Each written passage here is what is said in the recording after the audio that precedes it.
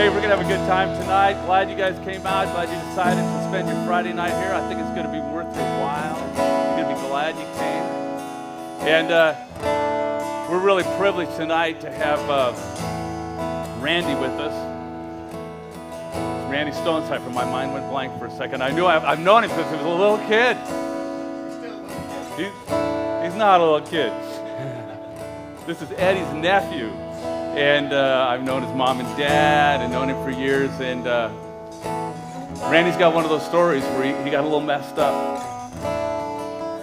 But I'm here to tell you tonight that he sits on the board of Seeds of Hope, helping other young people not make the mistakes that he made.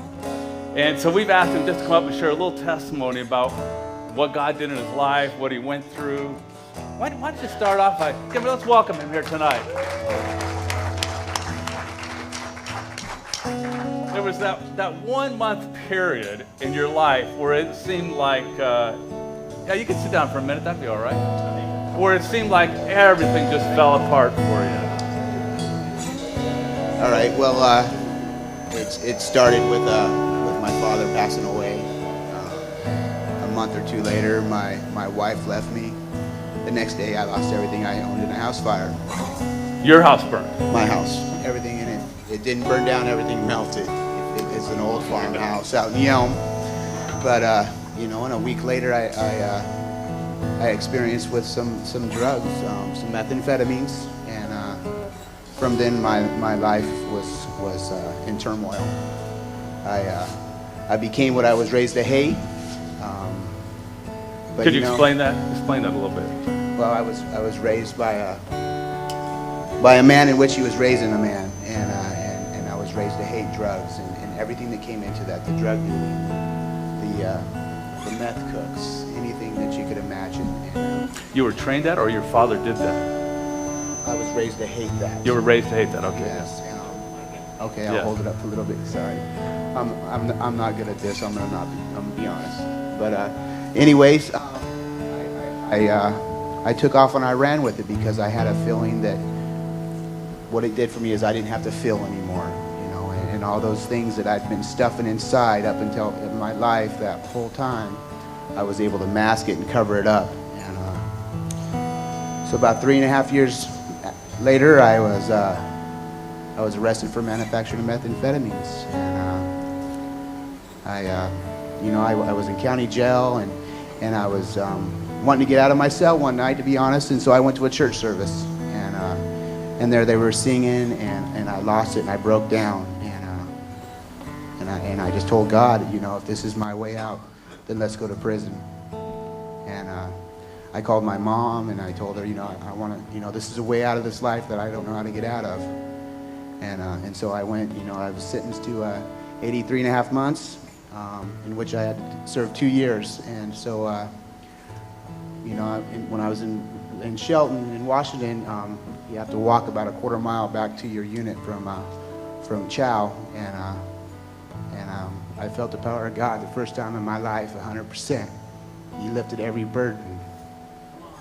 He lifted every burden, and everything that I've stoved up in my life was gone.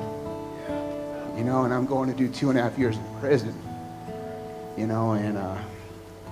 so I know what it's like, and I wish I could say that was the happily ever after, but I got out, and I started, falling to the worldly temptations. I got into relationships, and I got into the casinos, and I thought I could just have that one beer, and I lost God. I put him on the back burner, and and so I had a couple of relapses, and then on my 4:30 UA, my probation officer said, "Randy, we got to do something." She knew I wanted to change, but I didn't know how.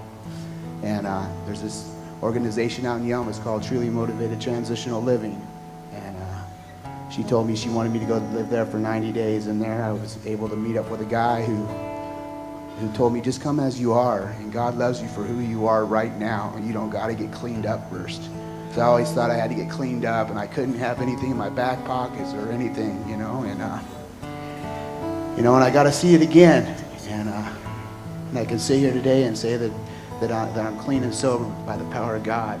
and I want it today because I Come know on. I deserve it. Yeah. Because I hold back and think I don't deserve what you guys have, but you know what? I deserve it, and I can fight for it today. And I'll go down swinging this time. I'll tell you that. I ain't giving it up. And it takes people like you to let us, people like me, know that it's okay. Come as you are. God loves you, and we love you. Because for a long time, it's like I wasn't worthy enough to come and hang with you guys. Don't you know what I've done? But you know what? It's God's taken that from me, and I can come here today and do this. What a lie of the devil, though. Yeah, come on. What a lie of the devil, though. Isn't that his favorite trick? Is to get you to sin, then make you feel guilty about it so that you won't come around godly people or you won't go to God. So there's some young men sitting over here. What would you tell them? You don't got to do what I did. Come as you are. If it's sin, if it's whatever, give it to God and come as you are, and you don't have to go through what I've gone through. I deal with guys like you all the time, and we try to tell them, you don't have to do this. You don't have to go the road I did. Take my hand and take the easier, softer way. Because I know what the alternative is, and you don't have to do that today.